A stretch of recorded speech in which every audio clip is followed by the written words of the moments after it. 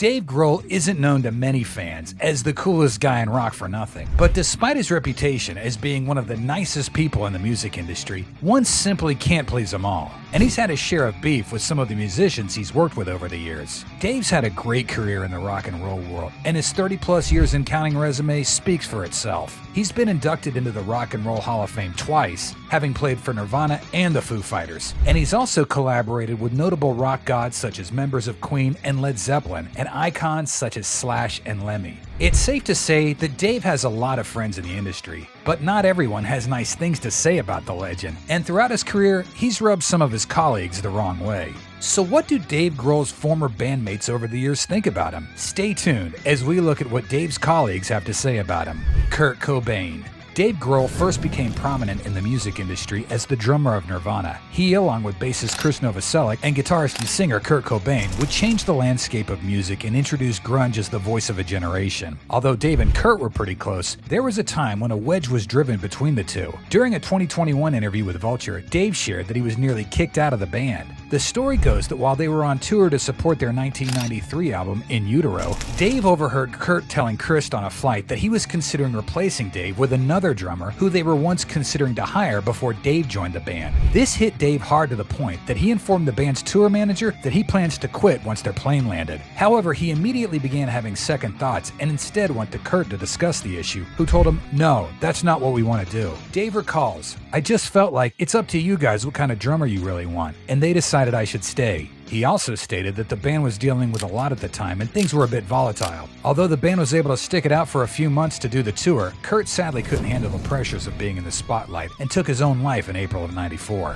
Taylor Hawkins. The late great Foo Fighters drummer Taylor Hawkins has said before that Dave has a particular way of doing things and he doesn't like being interrupted once his creative juices start flowing. The drummer admitted he wasn't afraid of this during their early years and pushed for the Foo Fighters to be perfect. In a Rolling Stone interview in 2021, he said, "I was a loudmouth kid and I was like, I have ideas. And finally I just went, you know what? You have the best ideas. And if you want an idea, you'll let me know. I noticed with Dave, it's the best way to work with him." Taylor shares that he learned this lesson during the rocky production of the band's fourth album, One by One. Tensions in the band were causing sessions to be unproductive, so the band took a break. During that time, Dave joined Queens of the Stone Age on a full-time basis for their tour, having already joined them in recording the album Songs for the Deaf. At the 2002 edition of the Coachella Festival, both Queens of the Stone Age and the Foo Fighters were scheduled to perform, and Dave believed it would be the last time the Foo Fighters would share the stage. During rehearsals, things came to a head with Dave and Taylor, who ended up in a big fight. The late drummer even quit for a brief moment, but Dave called his bluff since they were still playing the Coachella show. After their set,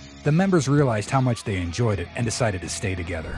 Slash. In the early 90s, Dave Grohl and Slash were on opposite camps as the frontmen of their respective bands. Kurt Cobain and Axl Rose feuded for a while. However, years later, the two became good friends. According to Slash, the two bond over their experiences as parents, and their kids even shared the same school in Los Angeles at one point. This allowed him and Dave to sit together while attending their kids' school assemblies. Slash also attended Dave's 46th birthday party at the Forum in Los Angeles in 2015, but he recalls almost missing it until actor Jack Black urged him to come. The legendary guitarist says it's one of the coolest parties he's ever seen and been a part of. The party was attended by many other rock icons such as Alice Cooper, Paul Stanley of Kiss, and Motorhead's Lemmy. Slash ended up playing two songs during the event, covers of Led Zeppelin's Immigrant Song and Queen's Tie Your Mother Down.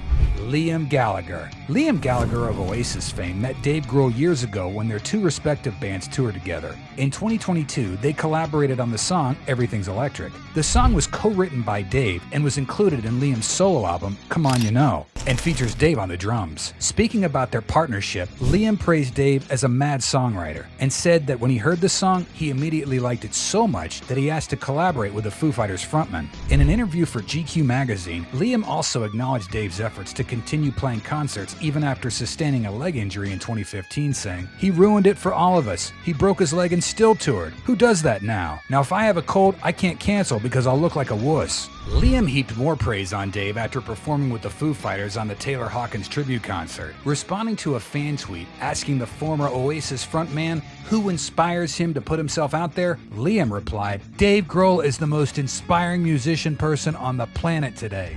Josh Homme.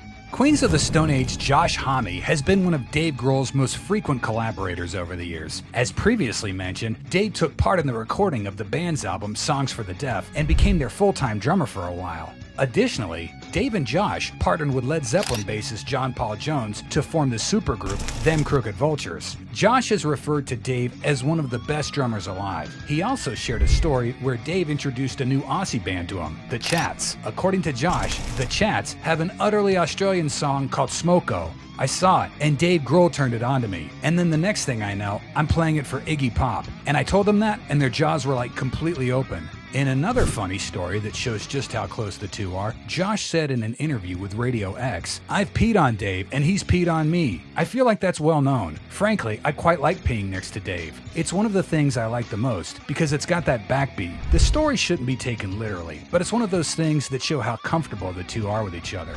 William Goldsmith. Before Taylor Hawkins joined the Foo Fighters, William Goldsmith sat behind the drums. His experience with the Foos wasn't thrilling. Goldsmith originally laid down the drum tracks for the band's second album, The Color and the Shape, but he claims that Dave wasn't impressed with his playing and re-recorded the drums himself. This didn't sit well with Goldsmith, and he quit the band. In an interview with the Daily Mail, Goldsmith spoke more about his exit, saying, "The way things were handled and what was done to me, I do think staying in that band would have made me feel like my soul was destroyed and I would have likely ended up dead." Although the situation happened over 20 years ago, Goldsmith hasn't quite let go of his bitterness against his former bandmate, Franz Stahl. Like Goldsmith, former Foo Fighter guitarist Franz Stahl also didn't get over his exit from the band for quite some time. But unlike Goldsmith, Stahl was fired shortly before the recording of their third album, There's Nothing Left to Lose, in 1999. What made matters worse was that he was fired over a conference call.